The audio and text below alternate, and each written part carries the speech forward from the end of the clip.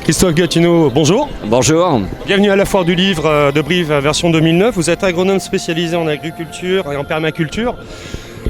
Vous faites l'éloge des grands bâtisseurs des civilisations, car votre précédent roman, votre précédent ouvrage parle du ver de terre, l'éloge du ver de terre, et votre nouvel ouvrage parle Des abeilles, mais pas de l'abeille, hein, pas de l'abeille, pas du miel, pas de l'apiculture, pas des ruches en fin de compte.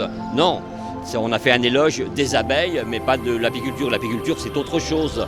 C'est une exploitation d'une certaine espèce, d'abeilles en fait. Hein.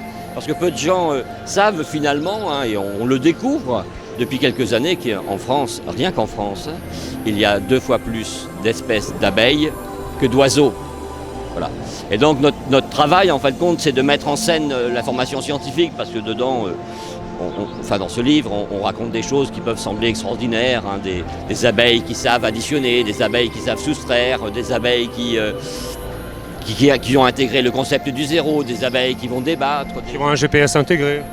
Voilà, mais ce GPS, elle le contrôle, c'est elle qui rentre les données dans le GPS, c'est ça qui est important. C'est-à-dire que nous, en fin de compte, on fait confiance à Google ou à des marques. Non, c'est elle qui rentre les données tous les matins dans le GPS, en fin de compte, et qui sont capables de réaliser certains calculs dont nous avons besoin de machines. Alors bien évidemment, si on vous raconte tout ça, vous allez dire, oui, c'est un conte de fées, et vous aurez raison. Cependant, on a appuyé, bien sûr, le livre a été validé par l'INRA d'Avignon, hein, qui est spécialisé dans la pollinisation et les abeilles. Il y avait le professeur Bougnas qui avait un laboratoire de toxicologie de l'abeille, si je me souviens bien, dans les années 90.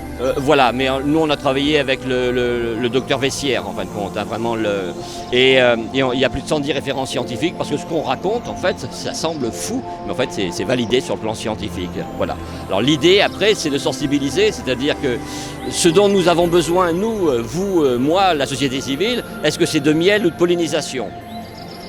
C'est de pollinisation. Sans pollinisation, l'avenir de l'humanité sera différente. Ce ne sera pas la fin, bien évidemment, mais elle sera différente. Parce que sur la planète, 350 000 plantes réclament d'être pollinisées. Alors parmi les grands pollinisateurs, il y a le vent, et puis les plantes ont aussi des stratégies, hein, pour s'autoféconder finalement.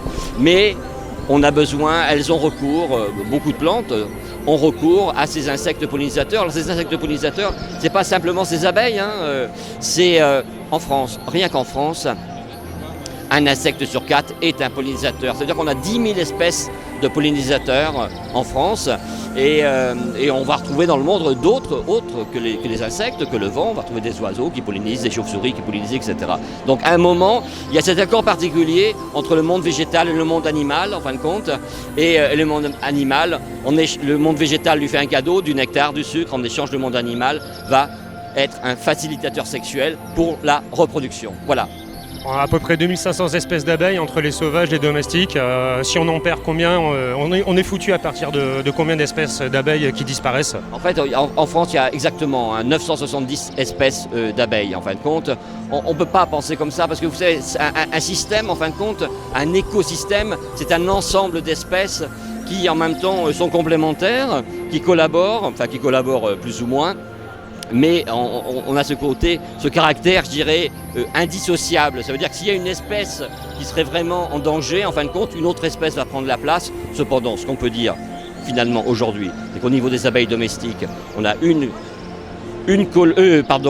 colonie sur 3 qui tous les ans meurt, et on a le même taux, en fin de compte, d'effondrement au niveau des abeilles sauvages. Voilà. Et finalement, oui, on devrait prendre des mesures, la société civile devrait prendre des mesures, parce que, en fait, évidemment, le monde ne s'écroulera pas sans abeilles, mais le monde sera différent, ce sera un autre monde. Enfin, quelqu'un qui contredit Einstein, ça fait plaisir. Pour conclure, qu'est-ce que vous pourriez conseiller à vos lecteurs, à part monter des ruches et éviter d'écraser les abeilles ? Je ne sais pas, tout simplement regarder le monde qui les entoure et le regarder avec bienveillance, et plus on l'observe, plus il se dévoile en fait. Christophe Gatineau, merci, on vous souhaite une excellente foire du livre et puis on l'espère à l'année prochaine. Oui, je vous remercie beaucoup. Bon week-end à vous, au revoir.